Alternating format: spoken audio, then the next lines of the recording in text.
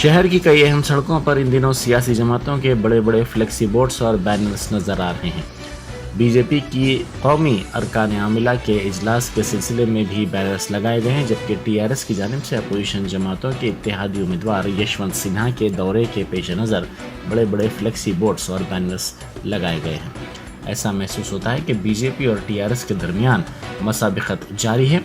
इस दौरान सियासी जमातों के दरमियान फ्लेक्सी बोर्ड्स और होर्डिंग्स को लेकर तनाज़ात भी देखे जा रहे हैं और एक जमात के अरकान दूसरी जमात के अरकान के खिलाफ फ्लेक्सी और बैनर्स निकाल देने व फाड़ देने की शिकायत करते हुए पुलिस से रुजू हो रहे हैं। इसी दौरान चीफ विप बलका सुमन ने साइबराबाद कमिश्नर पुलिस से शिकायत की है कि यशवंत सिन्हा की तायद में नस्ब करदा फ्लेक्सीज को बीजेपी के कारकुनों ने फाड़ दिया है। उन्होंने कहा कि आउटर रिंग रोड पर नस्ब करदा फ्लेक्सीज को फाड़ने वालों के खिलाफ कार्रवाई की जाए।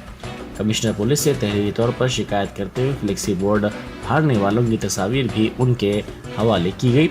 इसी दौरान कांग्रेस के कारकुनों ने इंदिरा गांधी के मुजस्समे के पास बीजेपी और टीआरएस के परचम लगाने पर एतराज़ करते हुए एहतजाज किया। उन्होंने सवाल किया कि इंदिरा गांधी के मुजस्समे के पास दीगर जमातों के परचम क्यों लगाए गए हैं। उन्होंने ये परचम निकाल दिए।